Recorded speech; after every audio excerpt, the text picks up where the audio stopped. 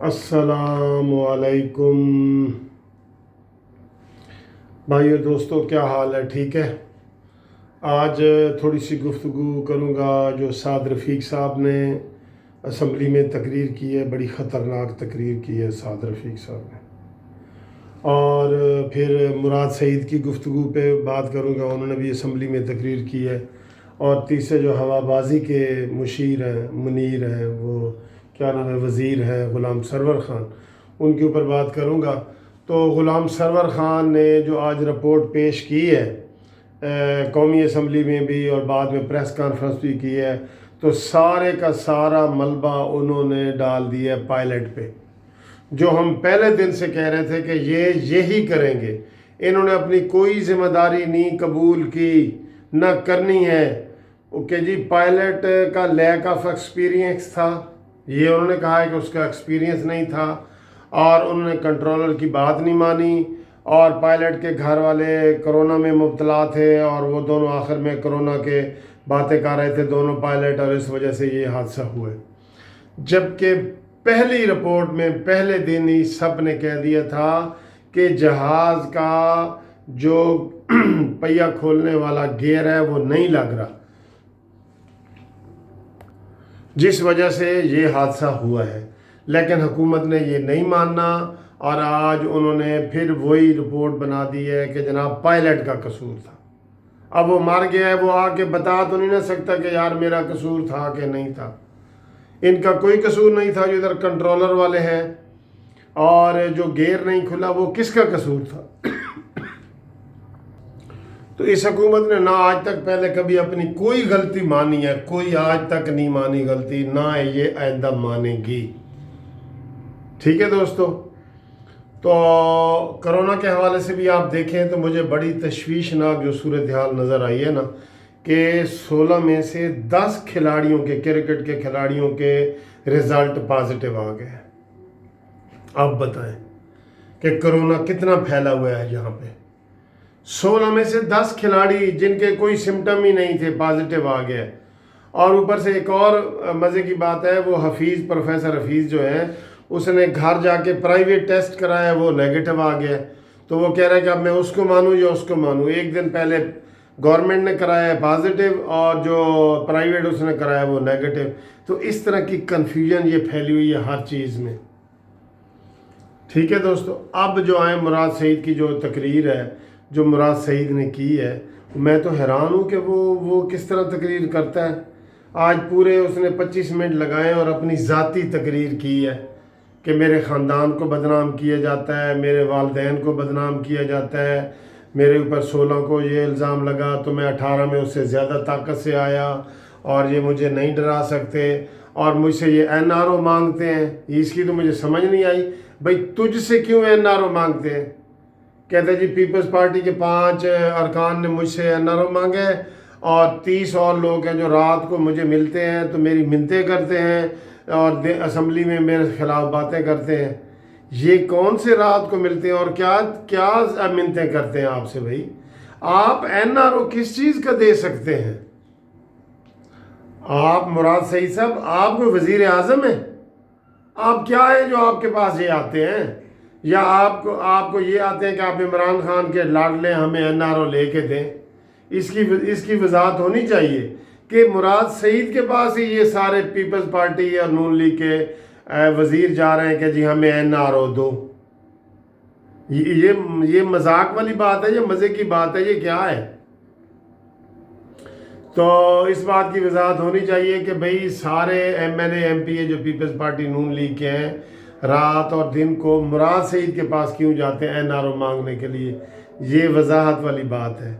ایک بات آپ دوستو، جو سعد رفیق صاحب کی تقریر ہے نا، وہ آج سعد رفیق صاحب نے بڑی خطرناک تقریر کی ہے. ایک تو انہوں نے یہ تقریر کی ہے کہ جناب عالی یہ اتنا ملک انہوں نے بیڑا غرق کر دیا ہے کہ کل کو یہ ہمیں کہیں گے بھی صحیح نا کہ یہ ملک لے لو، تو نہ نون لیگ والے لیں گے نہ پیپلز پارٹی والے لیں گے. یہ ملک کا اتنا برا حال کر کے جائیں گے یہ، اور یہ جانے والے ہیں. ایک بات. دوسری بات، سعد رفیق صاحب نے کہا جی کہ ہم ان کے خلاف عدم اعتماد نہیں لائیں گے. یہ بھی سعد رفیق صاحب نے عجیب بات کی ہے جس کی مجھے سمجھ نہیں آتی. جبکہ اس کے تھوڑی دیر بعد ہی محسن شاہ نواز رانجھا جو ہے اس نے کہا جی کہ ہم عدم اعتماد لا سکتے ہیں۔ تو اس کا مطلب یہ ہے کہ نون لیگ کی کوئی ایک پالیسی نہیں ہے۔ ایک ایم این اے کہہ رہا ہے کہ ہم عدم اعتماد لائیں گے، دوسرا کہہ رہا ہے کہ ہم نہیں لائیں گے۔ یہ اس بات کی سمجھ نہیں آئی کہ سعد رفیق صاحب نے اتنا کیوں کلیئر وہ کٹ کہہ دیا کہ ہم عدم اعتماد نہیں لانا چاہتے، جبکہ عدم اعتماد کا ماحول بنا ہوا ہے، سارا ماحول ہی عدم اعتماد کا بنا ہوا ہے۔ اختر مینگل کے حوالے سے اور یہ مولانا فضل الرحمان صاحب، یہ سارا عدم اعتماد کا ماحول بنا ہوا ہے۔ تو سعد رفیق صاحب نے یہ کیوں کہہ دیا کہ ہم اس حکومت کے خلاف عدم اعتماد نہیں لائیں گے؟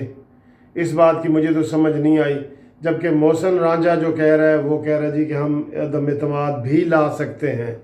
رانا ثناءاللہ نے بھی کہا ہے کہ ہم عدم اعتماد بھی لا سکتے ہیں۔ تو کائنڈلی ایک پیج پہ ہو جائیں جناب۔ اور جو سب سے خطرناک تقریر سعد رفیق نے کی ہے نا، وہ یہ ہے جس کی مجھے بھی سمجھ نہیں آ رہی کہ جناب ملک کے حالات اتنے خراب ہو جائیں گے کہ نہ پیپلز پارٹی والے یہ حکومت لیں گے یا نہ نون لیگ والے لیں گے اور نہ ادارے یہ حکومت سنبھال سکیں گے۔ کیا ہوگا کہ کچی آبادیوں سے کچھ نوجوان ڈنڈا بردار اٹھیں گے اور وہ نکلیں گے اور سب کچھ لوٹ مار کرتے ہوئے سارا کچھ وہ جو ہے نا یہ قبضہ کر لیں گے، اور سارا وہ انہوں نے یہ ماحول بنایا ہے۔ یہ کسی ایم این اے کو زیب نہیں دیتا کہ اس طرح کی گفتگو وہ پارلیمنٹ ہاؤس پہ کرے۔ تو کیا آپ عوام کو اکسا رہے ہیں کہ عوام نکلیں؟ ٹھیک ہے، مہنگائی ہے، سارا کچھ ہے، لیکن قانون ہاتھ میں تو کوئی نہیں نہ لے سکتا۔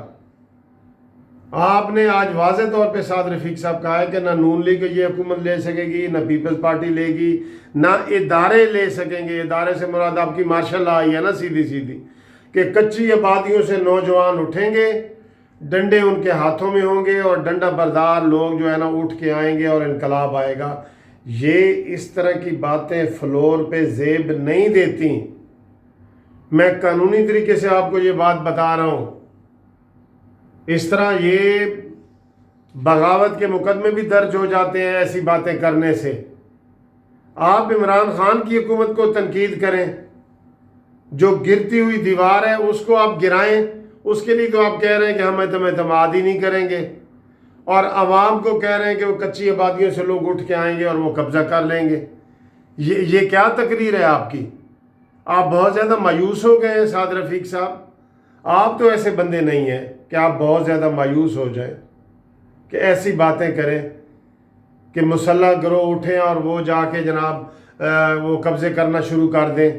یہ تو اس گفتگو سے تو آپ سمجھو کہ جو بغاوت کرنے والے لوگ ہیں ان کو اکسا رہے ہیں، اور یہ کیس آپ کے اوپر بن سکتا ہے اس طرح کا۔ اس طرح کی گفتگو پارلیمنٹیرین کو زیب نہیں دیتی۔ آپ پارلیمنٹ میں ہیں، آپ یہ بات ٹھیک آپ نے کی ہے کہ جی وکٹمائزیشن ہو رہی ہے، نون لیگ کو پھنسایا جا رہا ہے اور انتقام لیا جا رہا ہے، یہ ساری باتیں آپ کی ٹھیک ہیں۔ مہنگائی ہو رہی ہے، یو ٹرن لے رہے ہو، بجٹ کے فلانا ہے، یہ باتیں ساری آپ کی ٹھیک ہیں، لیکن یہ بات آپ نے ٹھیک نہیں کی کچی آبادیوں والی۔ یہ قابل اعتراض بات ہے، اس کی آپ وضاحت کریں، ورنہ یہ ایشو بن سکتا ہے۔ مجھے یہ چیز اچھی نہیں لگی۔ میں بطور ایک قانون دان آپ کو یہ بتا رہا ہوں کہ یہ کچی آبادیوں والی جو بات آپ نے کی ہے، یہ بات آپ نے صحیح نہیں کی۔ اس سے لوٹ مار اور اس سے جو ہے نا بہت برائی جنم لے سکتی ہے۔ ہمیں اسمبلیوں کے اندر ہی لڑنا ہے، اس نااہل نالائق حکومت کو ہم نے بھگانا ہے۔ یہ جو عمران خان کی حکومت ہے اس کو ہم نے بھگانا ہے، قانون کے ذریعے بھگانا ہے، ڈنڈے کے ذریعے نہیں۔ ڈنڈے والی بات ہی نہیں کرنی ہے آپ نے۔ اور آپ اپنی پارٹی سے مشاورت کریں۔ رانا ثناءاللہ صاحب کہہ رہے ہیں کہ ہم عدم اعتماد لائیں گے، محسن شاہ نواز رانجھا صاحب کہہ رہے ہیں کہ ہم عدم اعتماد لائیں گے، تو آپ نے آج فلور آف دی ہاؤس پہ تقریر کرتے ہوئے یہ کیوں کہا ہے کہ ہم اس حکومت کے خلاف عدم اعتماد نہیں لائیں گے، جبکہ خفیہ طور پہ ساری تیاری ہی عدم اعتماد کی ہو رہی ہے؟ اس کی وضاحت چاہیے جناب ناظرین کو اور یہ آپ چاہے پریس کانفرنس کریں یا جس طرح بھی کریں، میں نے آپ کو ایک تھوڑا سا انڈیکیشن دے دی ہے، آپ ان دونوں چیزوں کی وضاحت کریں۔